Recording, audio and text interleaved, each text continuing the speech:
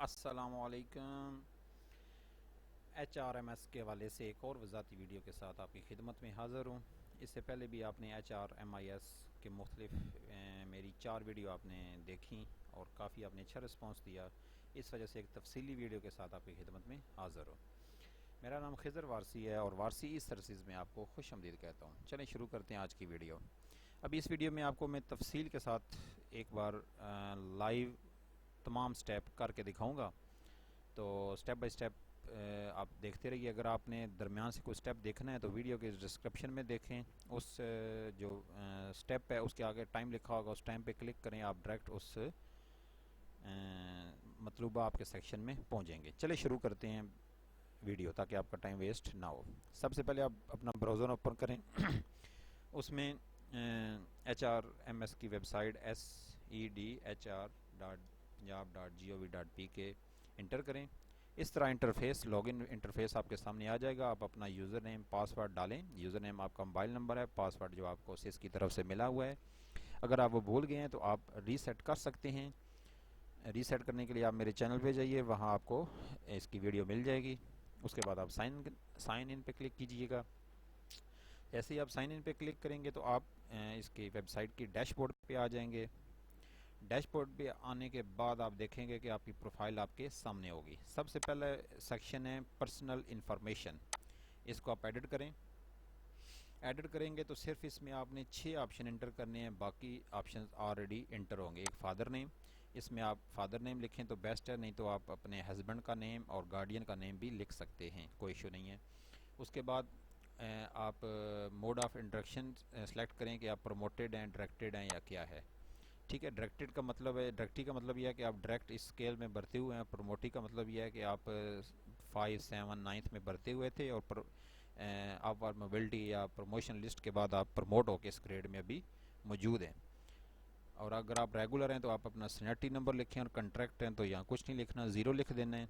उसके बाद मौजूदा ग्रेड जो आपका वो लिखें। उसके बाद आप अपना रिलीजन सेलेक्ट करें। NTN नंबर है तो वो लिखें, नहीं है तो रहने दें। पासपोर्ट नंबर अगर है तो लिखें, नहीं है तो रहने दें। अपनी लैंग्वेज लिखें और उसके बाद सेव पे क्लिक कर दें। ये जो 6 आइटम हाईलाइट हुए हैं ये आपने सिर्फ ये एंटर करने हैं। इसके अलावा बाकी तमाम ऑटो फिल होंगे। अगर उसमें आप कुछ चेंजिंग करना चाह रहे हैं तो आप सिस ऐप से स्कूल की टैब में से कर सकते थे 6 अगस्त तक, जो कि अभी टाइम गुजर चुका है। उसके बाद पहले नंबर पे आता है मेडिकल कैटेगरी। मेडिकल कैटेगरी जैसे आप ओपन करेंगे तो इसमें अगर आपको कोई बीमारी थी पुरानी वो इंटर करें। आप ऐड पे क्लिक करेंगे। जैसे ही आप ऐड पे क्लिक करेंगे तो इस तरह एक इंटरफेस आपके सामने आएगा। अगर आपके पास कोई प्रीवियस आपको मेडिकल हिस्ट्री है तो वो इंटर करें, अगर नहीं है तो नील पे क्लिक करें। अगर आपको बीमारी है तो वो इंटर करें, नहीं है तो नील पे क्लिक करें। और जब आपको पता चला यानी आपने लास्ट एग्जामिन कराया किसी सरकारी हॉस्पिटल से, आपके पास सर्टिफिकेट मौजूद है तो उसकी डेट इंटर करें। उसके बाद सेव पे क्लिक कर दें। सेव पे क्लिक करेंगे तो इस तरह आपके पास शो हो जाएगा। आप ये एक से ज़्यादा भी एंट्रीज कर सकते हैं।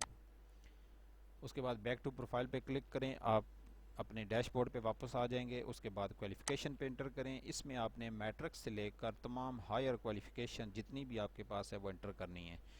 ये एक टीचर की मैंने प्रोफाइल इंटर की है। इसी इंटर सेलेक्ट करने के लिए मेरा मतलब आपका सर्विस दिखाना था, क्योंकि ये पुराने टीचर हैं। इनकी मैं एजुकेशन तो कम है, आप नहीं तो आपको सैंपल के तौर पर नज़र आ जाता, लेकिन चले मैं आपको एक नई दिखा देता हूँ। आप ऐड पे क्लिक करें। ऐड पे क्लिक करने के बाद सबसे पहले आप सेलेक्ट कीजिए कि वो एकेडमिक है या प्रोफेशनल। एकेडमिक से मुराद आप matric, FA, BA, MA, MPhil, PhD है। और प्रोफेशनल से मुराद PTC, CT, B.Ed, M.Ed वगैरह। यहाँ अपनी डिग्री का नाम लिखें, यहाँ सब्जेक्ट लिखें और सब्जेक्ट में सिर्फ इख्तियारी सब्जेक्ट लिखें। फॉर एग्जांपल आप मैट्रिक है तो SSC लिखें।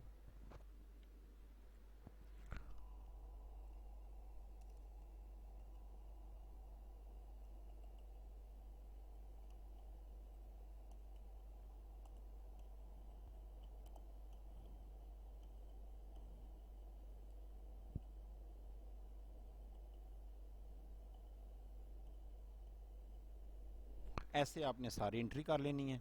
यहाँ फिर FA या ICS, ICOM जो भी है वो एंट्री करें और सिर्फ इख्तियारी सब्जेक्ट लिख रहे हैं। ठीक है, और अगर आप मास्टर लिखने लगे हैं तो यहाँ सिर्फ उसका, फॉर एग्ज़ाम्पल आपने एम ए इस्लामियात किया हुआ है, ठीक है, तो यहाँ आप लिखें एम ए लिखें और यहाँ इस्लामिक स्टडी लिख दें, सॉरी इस्लामिक स्टडी लिख दें, और यहाँ यूनिवर्सिटी का नाम लिख दें जो जिससे भी आपने की है। फॉर एग्जांपल आपने यूनिवर्सिटी ऑफ पंजाब लाहौर से किया तो ऐसे इंटर करें, और यहाँ अपने शहर का नाम लिखें जहाँ आपने पेपर दिए हैं। और इस तरह ये आपकी इस तरह कंप्लीट है। आप सेव पे क्लिक करेंगे तो ये आपकी एंट्री सेव हो जाएगी। ठीक है जी, क्वालिफिकेशन के वाले से आई होप आपको समझ आ गई होगी।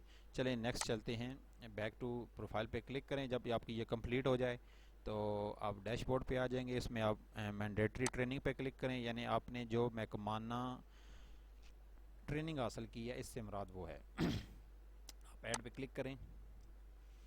ऐड पे क्लिक करने के बाद सबसे पहले आप उस अदारे का नाम लिखें जिसके ज़रिए आपने ट्रेनिंग हासिल की है। मसलन आप कैड से हासिल की है, डीएसटी से की है, या पीली से, या किसी भी अदारे से हासिल की है वो लिखें।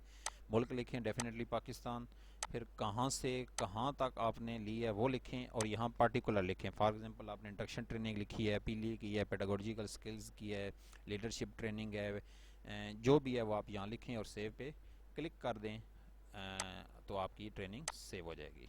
ठीक हो गया जी।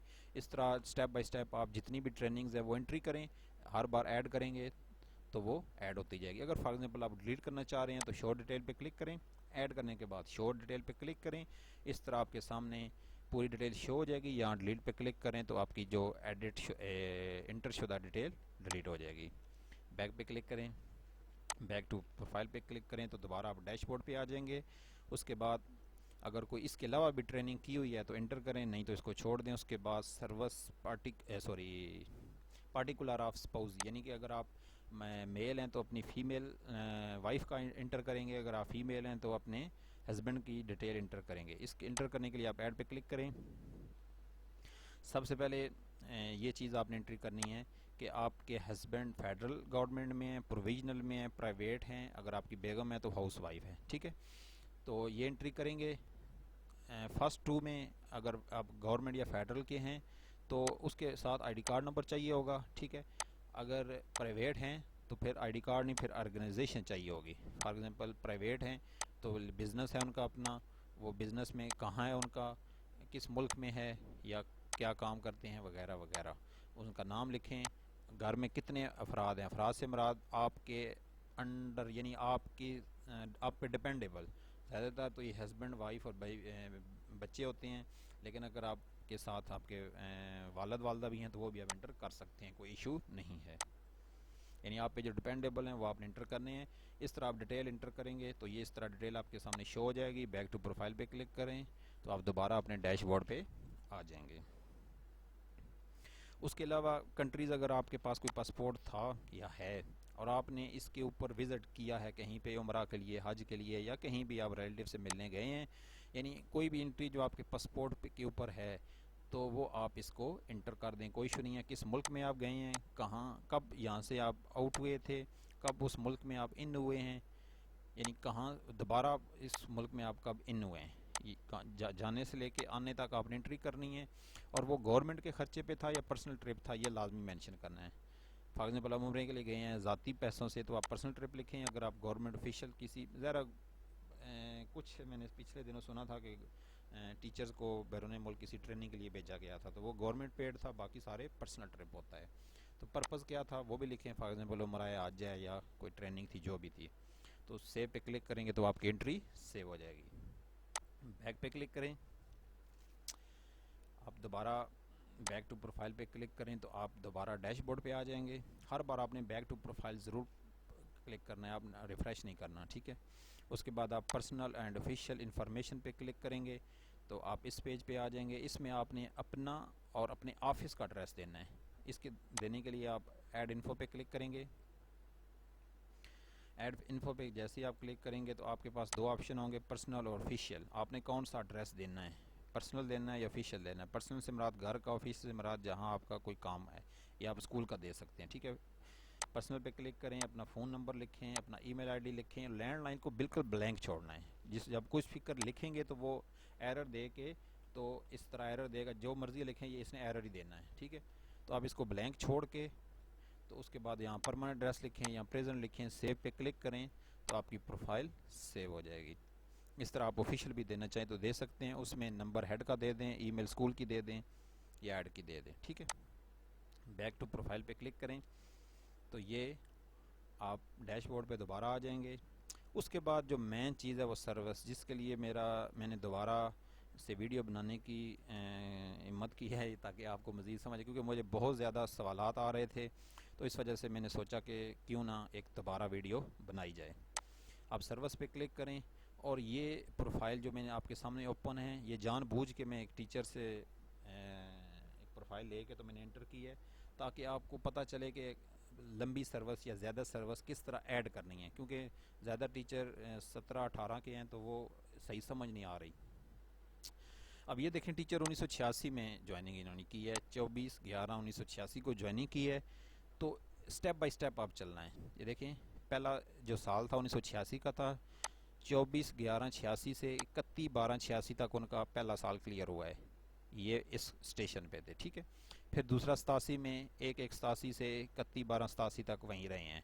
इस तरह चलता चलता चलता चलता 1991 तक, ठीक है जी, 1991, 2, 3, 1991 तक ये इस स्टेशन पे रहे हैं। ठीक है, फिर उसी साल यानी कि 1991 जो सर्विस का 6वां साल था, ये देखें ना, वही है अभी ये, यानी कि यहाँ से यहाँ तक ये ब्रेक नहीं हुआ, ये एक ही है, सिर्फ स्टेशन चेंज हुआ है। देखें ना, ये और ये सिर्फ स्टेशन चेंज हुआ है, बाकी साल सेम है। तो इसमें 3-3-91 से आगे ऑनवर्ड ये इस स्टेशन पे रहे हैं। आपको समझाने का जो मतलब है वो जस्ट यही है, सही है। अगर आपका ग्रेड चेंज होता है, स्टेशन चेंज होता है, तो आप इसमें नया ऐड करेंगे और जो सर्विस ईयर है वो सेम ही लिखेंगे। मसलन पहले 6 था तो फिर भी 6 ही लिखेंगे। ठीक है जी, तो इसमें और कोई चेंजिंग नहीं है। अब इसको समझने के लिए मैंने आपको ये जानबूझ के तफसील से ये बड़ी सर्विस वाली कॉपी ली। आप देखें स्टेप बाय स्टेप 9, 10, 11, 12, ठीक है। इसके बाद आप स्टेप बाय स्टेप देखें 18, 19, 20, इस तरह स्टेप बाय स्टेप 32, 33, 34 तक है। अब देखें ये स्टेशन पे थे, तो इस स्टेशन पे इस ग्रेड में थे यहाँ से यहाँ तक। ठीक है, अगर आपके पास कोई गलती से कोई एंट्री गलत ऐड हो जाती है तो आप शो डिटेल पे क्लिक करें तो आपके सामने ये दोबारा जो लिस्ट है ये शो हो जाएगी, यानी कि इस तरह। ठीक है, अगर आप इसमें कोई गलती नज़र आती है तो एडिट कर सकते हैं, अगर बिल्कुल ही गलत है तो डिलीट करके दोबारा नए सिरे से एंट्री कर सकते हैं, इसमें कोई ममानियत नहीं है। सिर्फ आपने एक बात का ध्यान रखना है कि बैक टू प्रोफाइल पे क्लिक करता हूँ, ये चीज़ सबमिट के बटन पे प्रेस ना करें, इस तरह आपका डेटा लॉक हो सकता है। उससे पहले आप जब चाहें इसको एडिट और चेंज कर सकते हैं। एसेट्स में यह है कि आप अपने असासाजात इंटर करेंगे। सर्विस के वाले से अगर फिर भी आपको इशू हो तो आप कमेंट बॉक्स में कमेंट ज़रूर कीजिएगा, इंशाल्लाह आपको पूरा गाइड करने की कोशिश की जाएगी। अगर कोई आपका असासा एसेट्स हैं तो इंटर करें, नहीं करना चाहते तो वो आपकी मर्ज़ी है। इसको यानी कि ऐड किए बिना भी आपकी प्रोफाइल सबमिट हो जाएगी। अचीवमेंट, यानी कि अचीवमेंट्स में सिर्फ आपने यही ऐड करना है कि आपको ड्यूरिंग सर्विस अगर आपको कोई सर्टिफिकेट बेस्ट टीचर वगैरह का कोई मिला हुआ है तो आप इसको ऐड कर सकते हैं। उसके बाद तनख्वाह में ऐड आपने, ये सिंपल ही है लेकिन फिर भी चले मैं आपको एक बात बता देता हूँ कि बेसिक अलग ऐड करनी है, हाउस रेंट अलग, मेडिकल अलग, अडाक रिलीफ 16, 17, 18 सब अलग ऐड करना है।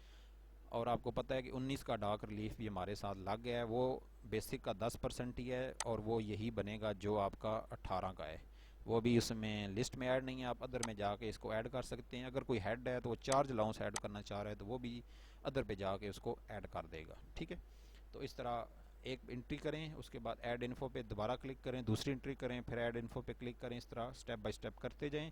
अगर आपकी कोई चीज़ गलत है, एडिट करना चाह रहे हैं, चेंज करना चाह रहे हैं तो ये ऑप्शंस दिए गए हैं, इसमें से एडिट और डिलीट पे क्लिक करके आप एडिट और डिलीट कर सकते हैं।